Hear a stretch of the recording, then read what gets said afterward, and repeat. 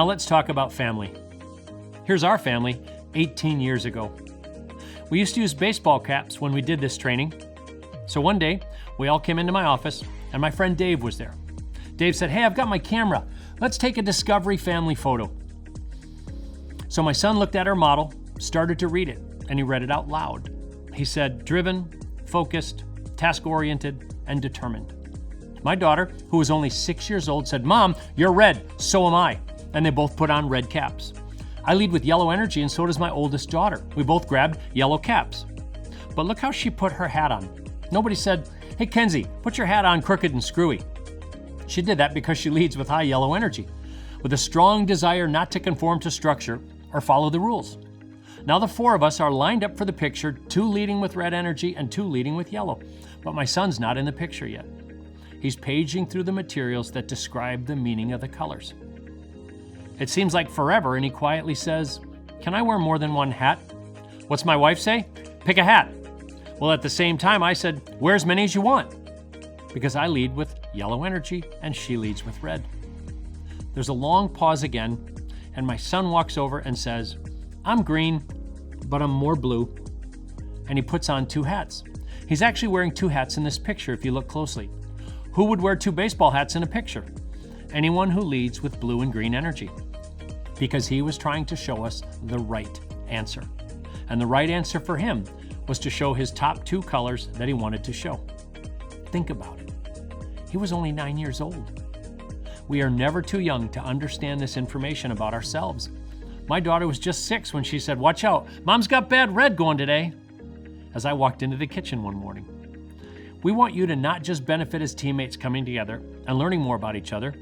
We'd really like you to benefit personally with every family member you have, because they fall into this colorful communications model as well, especially your partners and children. The better you get at work, the better you will get using it personally, and vice versa. Now fast forward a few years, and Linda has another story to share with you about our family. When we had school conferences with each of our children, we had very different conversations with them based upon their unique style and personality. We would go into our daughter Kenzie's room first. Just like her father, she wakes up celebrating her high yellow energy.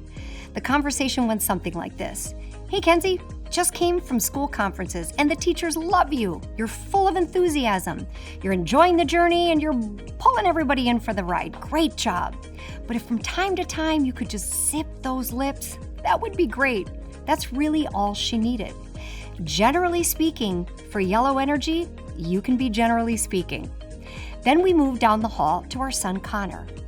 Very different conversation with him.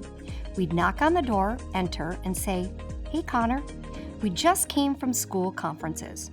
When you're ready to talk about what's going on at school, come on downstairs, let's have a chat." Connor leads with cool blue, so he needed time to process what we were about to talk about. Frankly, he needed time for excuses, but that's a whole nother story. Us giving him the time to prepare for our conversation was the difference between a good one and what could have been a train wreck. Then finally, down the hall to our youngest daughter, Scotty. Very much like her mother, red energy. And that conversation went like this.